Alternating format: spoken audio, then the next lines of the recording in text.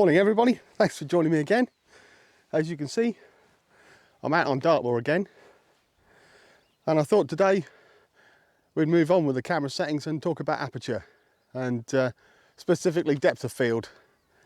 So I'm going to go down to the River Dart again and see if we can find any subjects that I can show off the effects of aperture and depth of field. Right, let's go.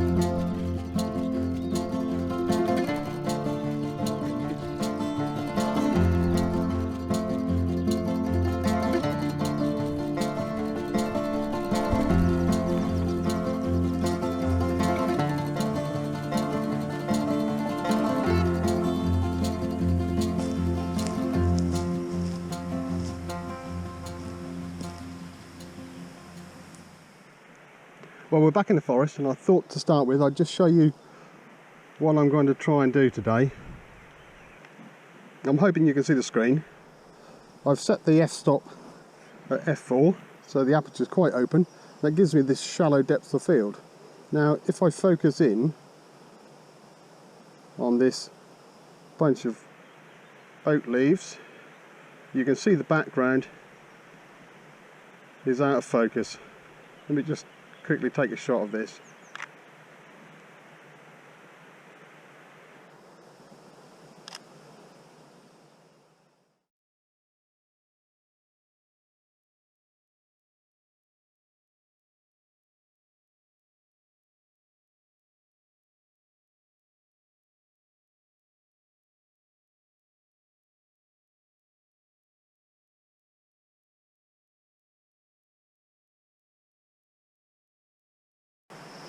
So I'm going to try and make it down to the River Dart, all the way down there. As you can see, it's quite a steep bank, but I think I can find my way down. Anyway, let's see you in a bit.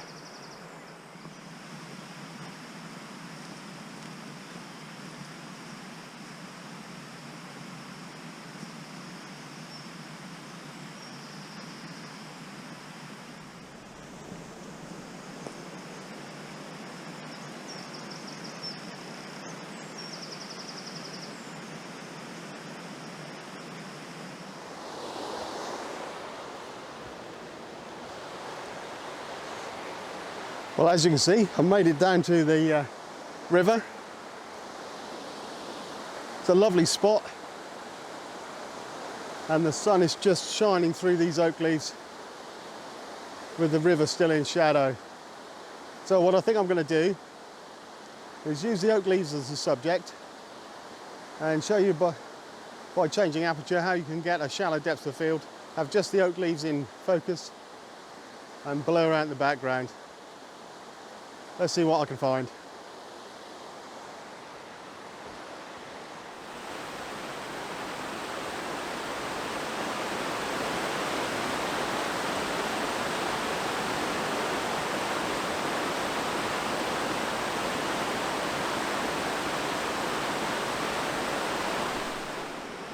Well, I found a nice subject. As you can see, I've got this branch coming down with all the moss on it and the light catching it on the side. The sun's a little bit bright, but this will do to show you the effect.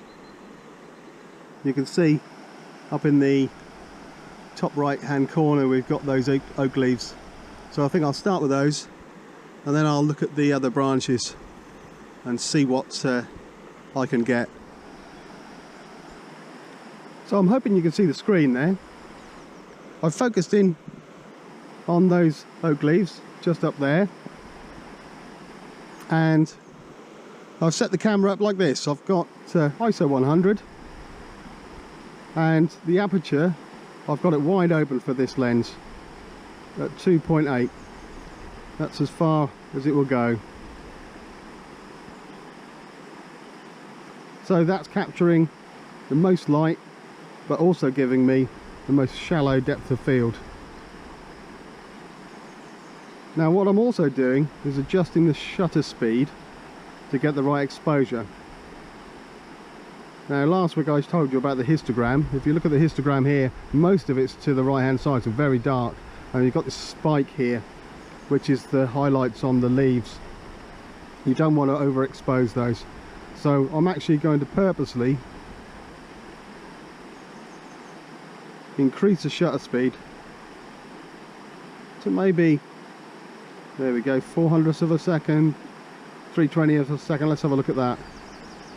I'll just focus in on the leaves to make sure they're correctly exposed.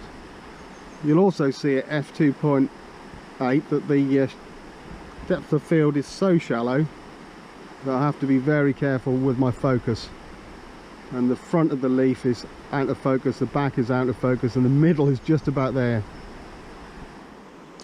Anyway, let's take that shot. Let's put a 2-second timer on so I don't get any camera shake.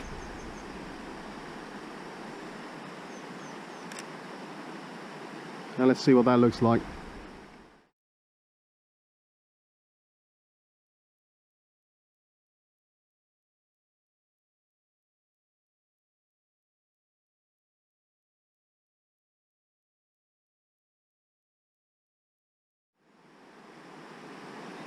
Let's try with a less shallow depth of field, so f4. Again, let's focus in on those leaves. You can see they're moving slightly as well, so it helps to have a faster shutter speed. Let's take the next shot.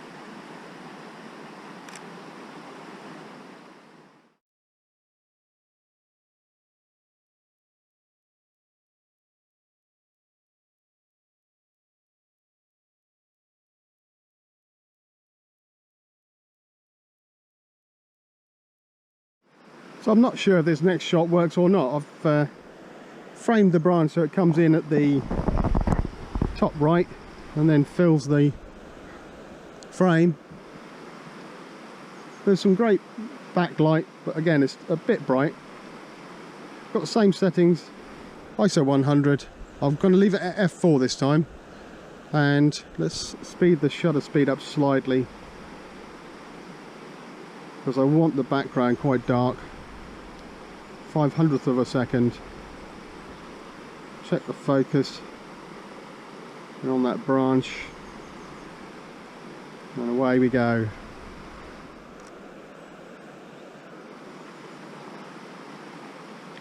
And I'll just try slightly slower shutter speed as well.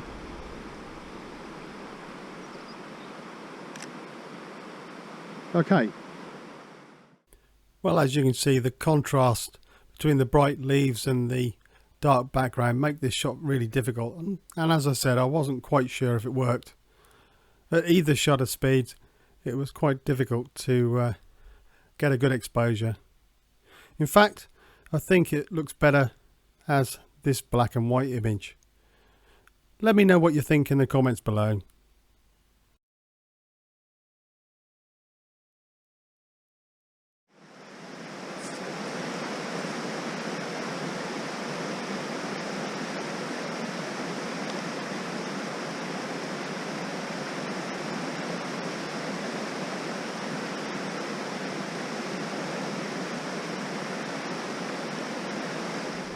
So I'm just going to show you the opposite effect by having the aperture quite small.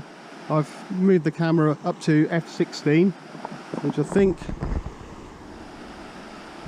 no, I can go smaller, but I'll leave it at f16. Still at ISO 100, and I'm at half a second. You know, see the river in the background. Hopefully that'll give a nice effect in the water by blurring it out a little bit. And at f16 we should see everything from this large boulder at the front, the leaves above and the river in the background, all relatively in focus. So let's just focus in right in the center and just see what happens.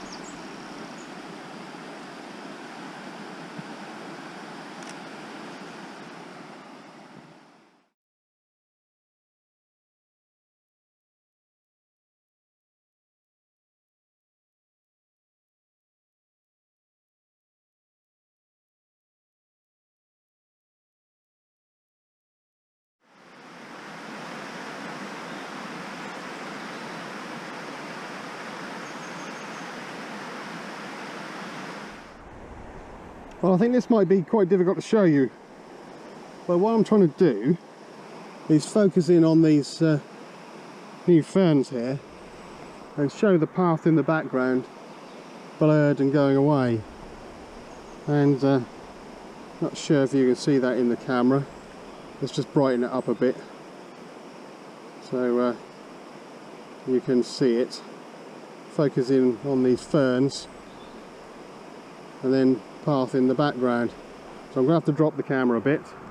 Let's get the light correct. A bit faster shutter speed so I can shoot this handheld. 100th of a second would be fine. And then angle the screen so I can see it. And so I'm at F4 again. Let's just get that right.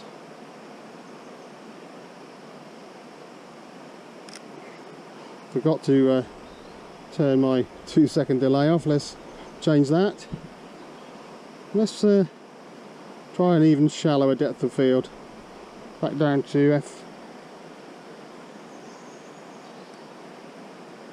F2.8. This time let's focus really quite tightly in on that fern in the middle.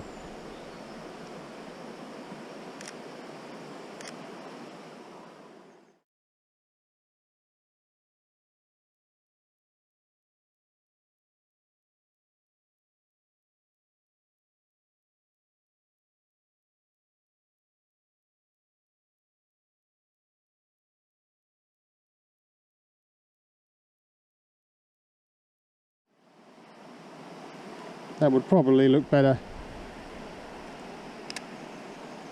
as a portrait shot. Yeah, definitely.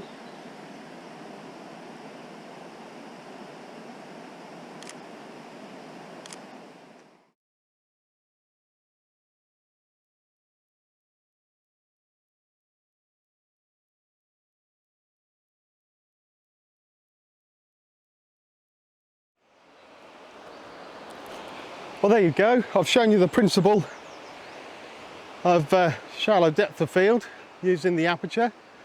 What I think I'm going to do now is just have a scout around just with the camera and see what other shots I can get. Hopefully you can take something from that and you enjoyed the video. If you did, then hit that subscribe button and give me one of those likes. It doesn't cost you anything and that really will help my channel and help more people find it. Anyway, thanks for joining me again. I'll see you next week, but for now, cheerio.